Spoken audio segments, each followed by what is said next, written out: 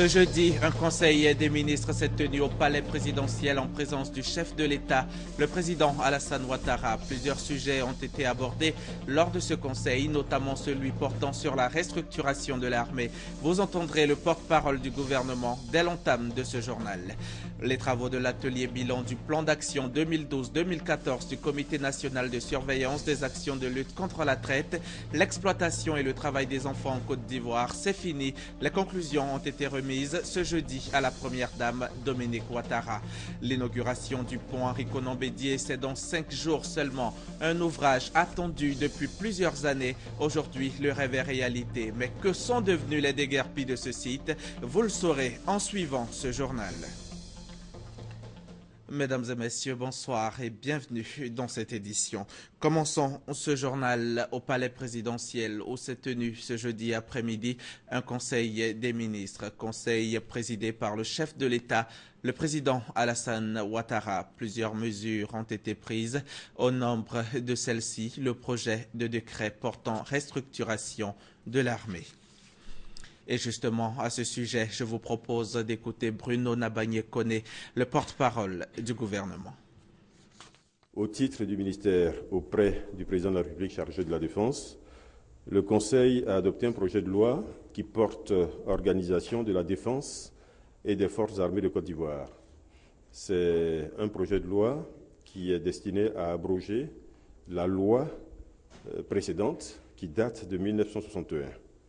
Ce projet de loi, donc celui qui a été adopté cet après-midi en Conseil des ministres, va permettre de réorganiser la défense et les forces armées nationales de façon à les adapter dans le cadre de la réforme du secteur de la sécurité aux contingences qui sont les nôtres en ce moment et à les adapter aux évolutions dans les principaux domaines de l'organisation de la défense, des armées et de la gendarmerie nationale. Il s'agit notamment de la prise en compte du Conseil national de sécurité, qui est un organe nouveau, la création, la composition d'un comité de coordination de défense, l'institution des commandements militaires régionaux de défense.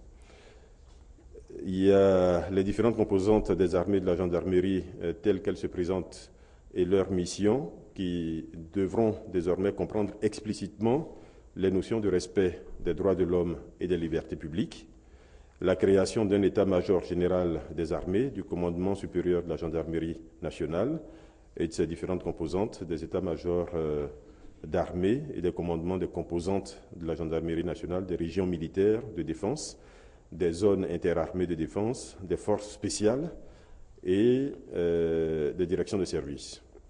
Il y a également le mode de fixation des effectifs des armées et de la gendarmerie nationale. Vous le savez, le chef de l'État a passé près de 2 semaines hors de Côte d'Ivoire. Il a regagné Abidjan hier soir. Et le président Alassane Ouattara a tout de suite fait le point de ses visites, des visites qu'il a jugées enrichissantes pour le pays. On l'écoute. Je rentre du Royaume d'Arabie Saoudite, où j'ai effectué une visite officielle à l'invitation de Sa Majesté le roi Abdallah Ben Abdelaziz Al Saoud, serviteur des 2 mosquées, des 2 saintes mosquées.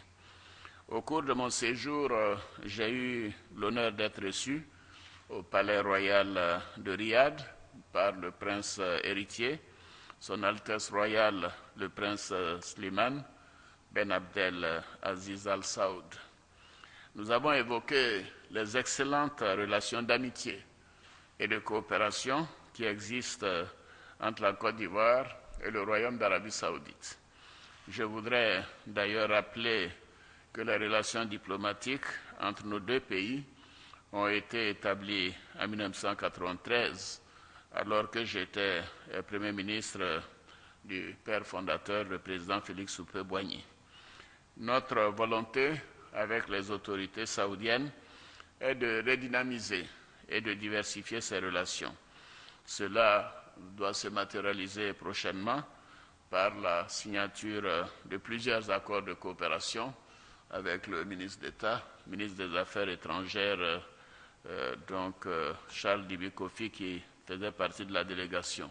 également eu une rencontre avec le secteur privé saoudien et j'ai été heureux de constater que les hommes d'affaires saoudiens sont désireux d'investir dans notre pays, notamment dans le secteur des infrastructures, de l'agro-industrie, des hydrocarbures, de l'électricité ou encore du tourisme. Ils sont impatients de venir en Côte d'Ivoire et d'ailleurs une délégation d'hommes d'affaires saoudiens est attendue à Abidjan dans les prochains mois et elle sera conduite certainement par le ministre saoudien du Commerce. Je me suis également rendu à Djeddah où j'ai eu des entretiens avec le président de la Banque islamique de développement, le président Mohamed Ali, sur les possibilités de financement de projets sociaux et d'infrastructures dans notre pays. Nous avons, à cette occasion, signé le crédit de 15 millions de dollars pour le lycée professionnel de Bouna. Enfin, je me suis rendu à la Mecque et puis à Médine pour visiter les lieux saints de l'islam. À la Mecque, j'ai eu l'honneur d'être reçu par l'imam principal, président des 2 saintes mosquées. Au terme de ma visite officielle, je voudrais une fois de plus exprimer toute ma gratitude à Sa Majesté le roi Abdallah pour son hospitalité et pour l'accueil très chaleureux qui nous a été réservé à ma délégation et à moi-même, comme j'ai indiqué, c'était une forte délégation. Avant l'Arabie Saoudite, j'ai séjourné successivement à Dakar et à Paris.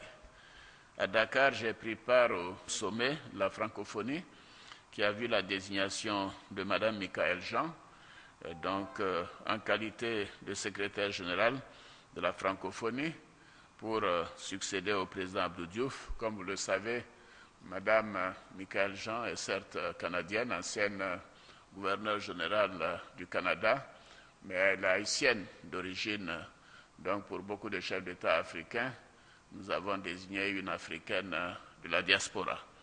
Je voudrais profiter de cette occasion pour renouveler l'hommage que j'ai rendu au président Abdou Diouf pour son œuvre importante et remarquable à la tête de la francophonie.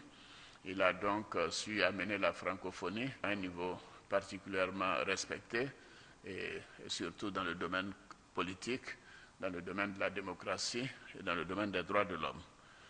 Le président Abdou Diouf est un grand homme d'État et je lui ai demandé de venir nous voir en Côte d'Ivoire avant donc de quitter Paris pour sa retraite au Sénégal. À Paris, j'ai rencontré le président François Hollande et j'ai pris part au forum Aspen, Europe-Afrique, sur le thème Nouvelle connexion, nouveaux partenariats. À l'occasion de la rencontre du forum d'Aspen, nous avons évoqué les relations entre l'Afrique et l'Europe. Dans le cadre du renforcement de ces relations, nous avons d'ailleurs invité l'Institut Aspen à tenir son prochain forum en Côte d'Ivoire en septembre 2015 et cette invitation a été acceptée par des responsables de l'Institut. Comme vous savez, l'Institut Aspen est un think tank qui a beaucoup d'influence en France comme en Europe et donc également comme membre beaucoup de responsables politiques, économiques et financiers en Europe, d'ailleurs comme aux États-Unis et ailleurs. Alors, avec le président Hollande, il a été question de coopération entre la France et la Côte d'Ivoire, notamment la signature de la 2e tranche du contrat de désendettement et de développement entre nos 2 pays. Et cela a eu lieu la veille au Quai d'Orsay par le Premier ministre Daniel Duncan et l'ancien Premier ministre Laurent Fabius. Et c'est un élément important de cette visite. Le Premier ministre a dû faire un aller-retour, et puisqu'il est en même temps ministre de l'économie, des finances et du budget. Et cette signature a porté sur un montant donc, de désendettement et d'utilisation de ressources de 738 milliards de francs CFA. Et cela touche les secteurs prioritaires que nous avons arrêtés nous-mêmes il y a quelques semaines au niveau du gouvernement.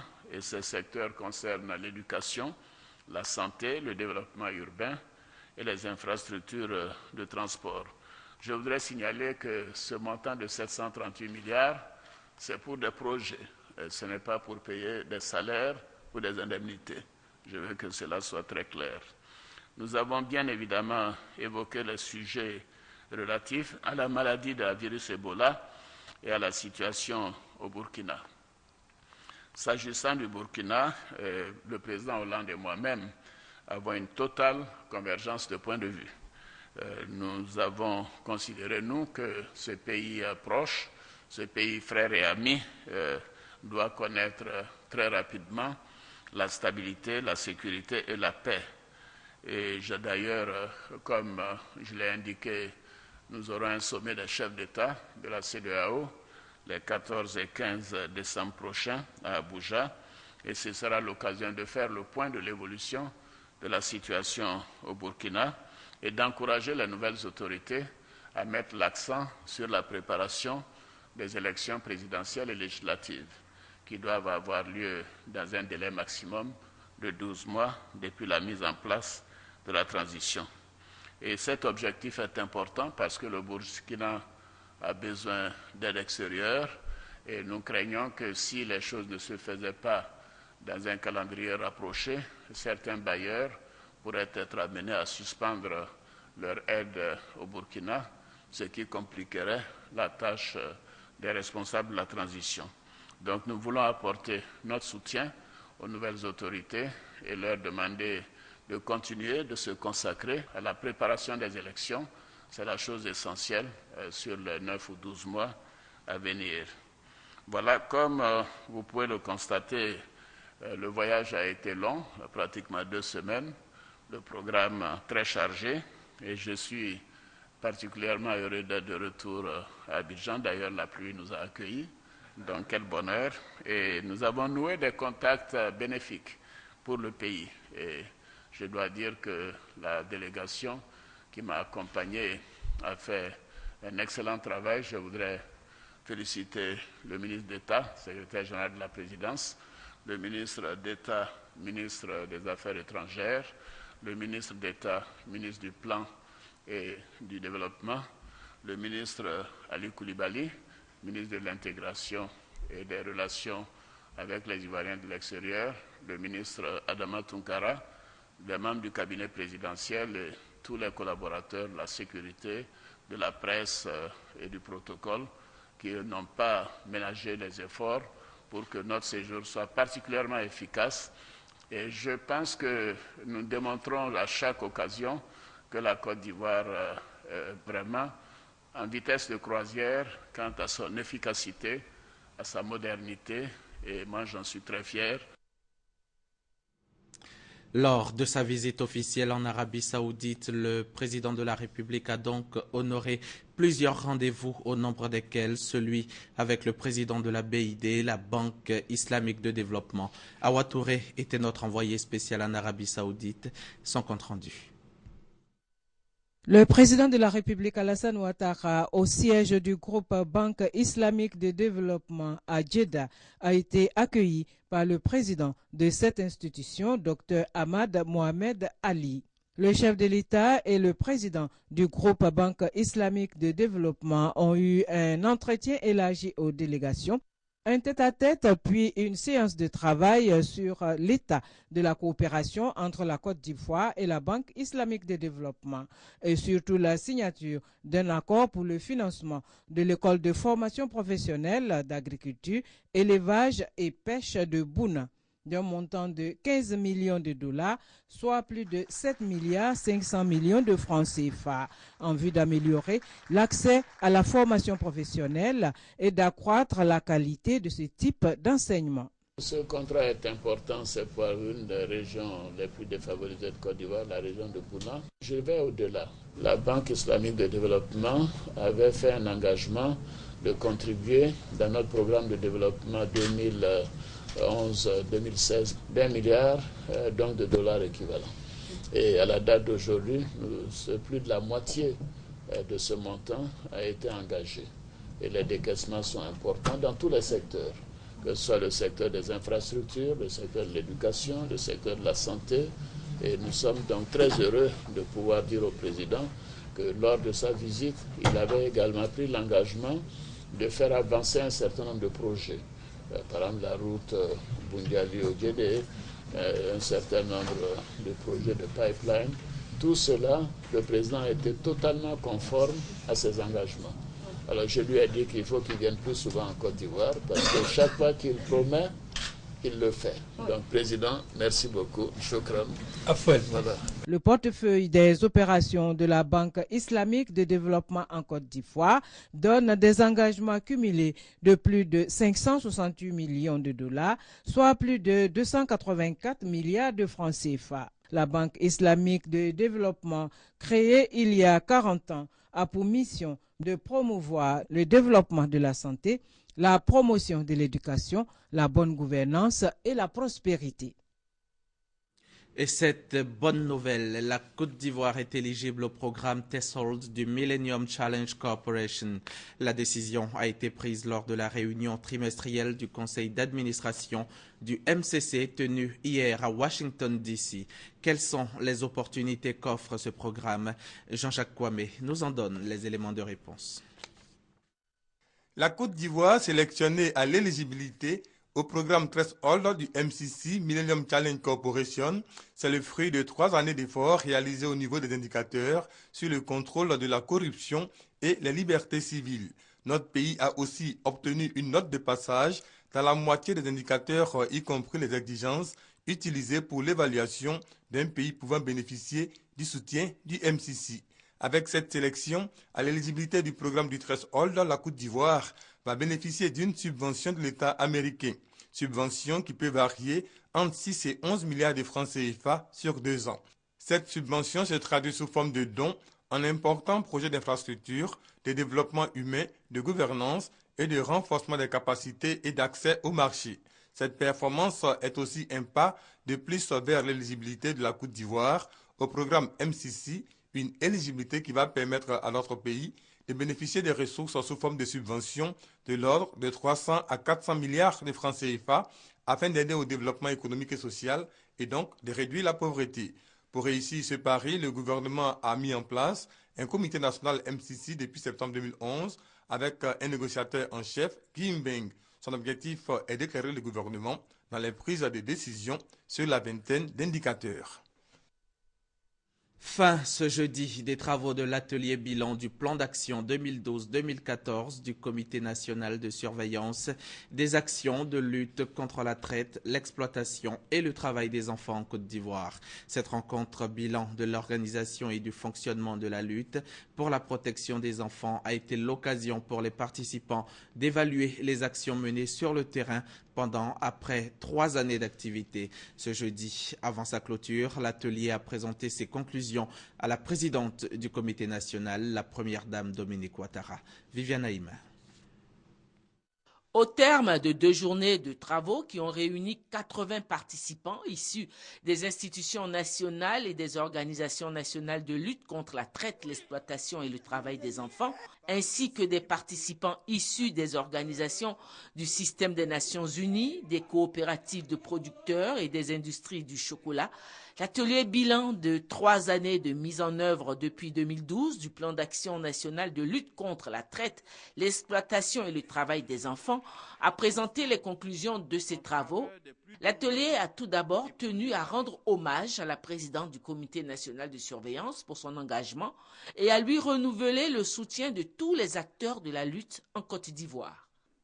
Nous, participants au dit atelier, renouvelons nos sincères remerciements ainsi que nos hommages respectueux à Madame la Première Dame pour sa disponibilité constante à œuvrer sans relâche à l'élimination du travail des enfants en Côte d'Ivoire et nous engageons à ses côtés dans son combat pour promouvoir un environnement protecteur et respectueux des droits des enfants. S'agissant du bilan du plan d'action national au cours de la période 2012-2014, l'atelier a noté avec satisfaction que de nombreuses actions prévues dans le cadre du plan ont pu être réalisées. Plus de 2890 acteurs de la lutte contre le travail des enfants ont été formés.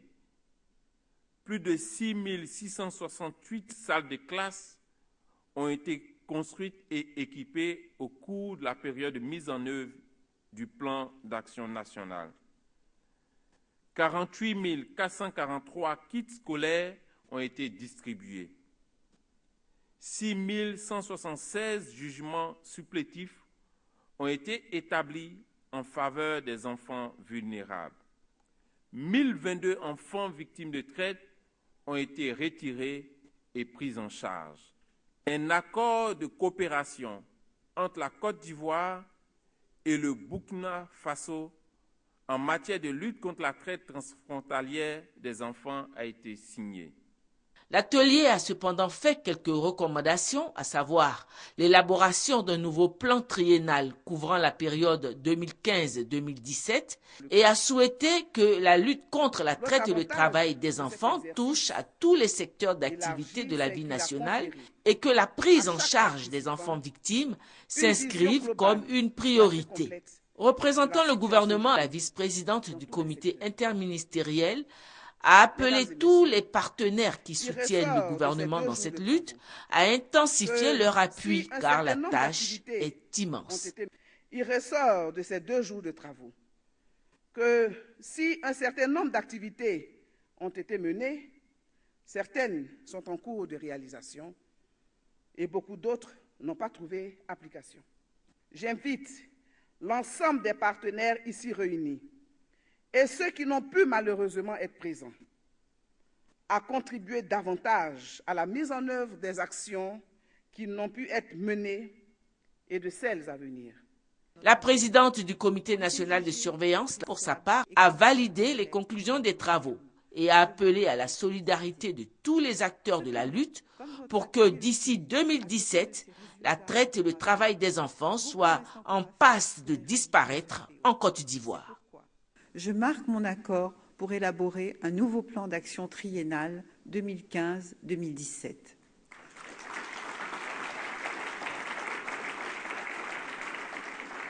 Je voudrais, à la faveur de cet atelier bilan, réaffirmer ma détermination à travailler en synergie avec tous les acteurs concernés par la lutte, car il est plus que jamais primordial que nous restions solidaires pour la prospérité de notre belle collaboration, afin que le travail des enfants soit considérablement réduit d'ici 2017. Par ailleurs, j'exhorte tous les acteurs qui nous accompagnent déjà à intensifier leur appui. Le plan national d'action 2012-2014 est achevé, place désormais à un nouveau challenge avec le plan national d'action 2015-2017. Autre chose à présent, vous le savez certainement déjà, le pont Henri-Konan Bédié sera inauguré mardi prochain, 16 décembre. Mais comme vous le savez aussi, pour faire des omelettes, il faut casser des œufs. La réalisation de ce projet a nécessité le déguerpissement des populations qui étaient dans l'emprise du projet. Que sont devenus ces déguerpis du site du 3e pont du district d'Abidjan? Comment s'est déroulé le dédommagement des victimes de ce projet de développement? Les réponses maintenant avec Christelle Menant. Les piliers de l'échangeur de Marcory, aujourd'hui plantés sur ce qui fut jusqu'en 1999 les habitations de 188 ménages, un peu moins de 1500 personnes avec les commerçants. Du côté de Cocody, 1500 habitants et commerçants, au total près de 3000 personnes affectées en 1999 par la nouvelle liaison Marcory-Riviera. On fait une étude d'impact environnemental et social, comme on dit, qui va identifier toutes les personnes affectées par le projet. Mais en 2011, il a fallu encore déguerpir près de 2500 autres personnes venues réoccuper les sites d'emprise lors de la suspension des travaux dus à la crise. Les règles nous obligent à indemniser tous ceux qui sont affectés par le projet. Les déguerpissements étaient assortis d'un plan d'action de réinstallation piloté par le BNET sous l'autorité de l'ex-ministère du Logement, du Cadre de vie et de l'Environnement. 2 vagues de déguerpissement, puis réinstallation et indemnisation qui auront coûté à l'État de Côte d'Ivoire près de 6 milliards de francs CFA. Les préjudices subis par ces personnes, c'est évalué par expertise. Il y a ceux qui avaient des activités économiques dans la zone du projet. Certaines personnes préfèrent être relogées, donc le projet prend en compte la reconstruction des bâtiments et ensuite l'État procède au aux indemnisations. Nous avons retrouvé une partie des déguerpis de la commune de Marcory-Sikoji. 55 ménages réinstallés 3 km plus loin dans la cité Henri-Konan Bédié à Aliodan, Marcory-Anoumambo. Les logements, il n'y a pas de problème. On est bien dedans. Prévu dans les réinstallations de la cité Henri-Konan Bédié, la mise à disposition d'une école primaire et d'un marché non encore effective. Manque d'eau courante et absence de titres fonciers sont à rajouter aux préoccupations des habitants de la cité. D'abord, le titre foncier, l'eau et l'électricité. Après, l'école pour nos enfants. Il y a un terrain qui était réservé pour faire le marché. Ça y est là. Étant donné qu'on n'a pas le titre foncier, qui peut l'aménager? On nous fait payer l'impôt, on n'a pas de titre foncier, on a pas un jour, on peut se réveiller un matin, on vient, on dit c'est pas chez vous. Et puis on nous déguerpit de l'endroit. 15 ans plus tard, ces propriétaires espèrent toujours donner à leur cité Henri-Konan Bédié l'allure promise. S'il n'y avait pas ce troisième pont, cette cité n'aurait pas existé. De toute façon, c'est bien fait là. On aimerait que notre cité soit aussi embellie de cette façon-là. Henri-Konan Bédié, c'est également le nom du troisième pont. C'est empreint d'émotion et de fierté qu'ils en parlent. Je suis émue. C'est venu dans le quartier où moi j'étais, le lieu où j'étais, et je vois que le lieu est vraiment transformé autrement. C'est beau à voir. On avait refusé ce joli pont-là. Mais on a accepté, voilà un joli pont. Donc mon nom, Kobenala, est resté aussi. C'est inscrit. Une fierté, le pont d'un sacrifice heureux qui sera inauguré le 16 décembre prochain. Attendent d'être aux premières loges de cette cérémonie d'inauguration, les déguerpis du troisième pont. Page politique de ce journal à présent. Le bureau politique du RDR, le Rassemblement des Républicains, s'est réuni ce jeudi à son siège à la rue Le Pic à Cocody.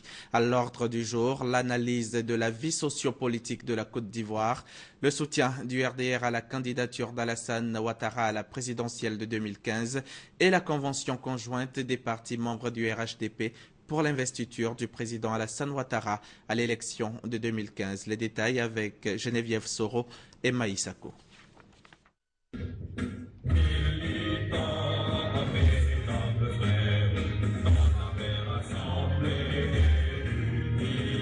Conclave ce jeudi du Rassemblement des Républicains à son siège de la rue Le Pic. Une réunion présidée par le secrétaire général par intérim du RDR, Amadou Soumoro, avec à l'ordre du jour tout d'abord l'analyse de la vie sociopolitique en Côte d'Ivoire. Nous avons enregistré le retour de nos amis de l'opposition à la commission électorale indépendante. Aussi noté la diplomatie gagnante du chef de l'État. Cette diplomatie apaisée, conduite avec beaucoup de sagesse, fait qu'aujourd'hui notre pays non seulement est en paix avec ses voisins, mais est en paix avec le reste du monde.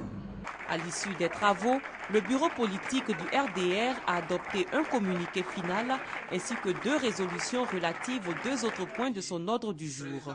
L'une portant sur le soutien du RDR à la candidature du président Alassane Ouattara à la présidentielle de 2015 et l'autre ayant trait à la convention commune pour l'investiture du président Alassane Ouattara comme candidat unique des partis de l'alliance du RHDP. Le bureau politique a examiné l'idée d'une convention conjointe émise par le président Henri-Konan Bédié, président du PDC-RDA, et président de la conférence des présidents des partis membres de l'alliance du RHDP, et a noté avec satisfaction l'adhésion des militants à ce projet. Le bureau politique invite donc l'ensemble des partis de l'alliance RHDP à aller à une convention commune pour l'investiture de son Excellence, M. Alassane Ouattara, président de la République, comme candidat unique des partis membres du RHDP. Cette convention se tient dans le courant du premier trimestre de l'année 2015. Ce conclave a permis aux responsables du RDR d'inviter tous les militants du parti à se mobiliser massivement pour la réussite du 20e anniversaire du Rassemblement des Républicains, dont la célébration est prévue le 13 décembre prochain à Boaké. C'est la fin de ce journal. L'info continue sur RTI 1 et sur RTI.ci. Bonsoir.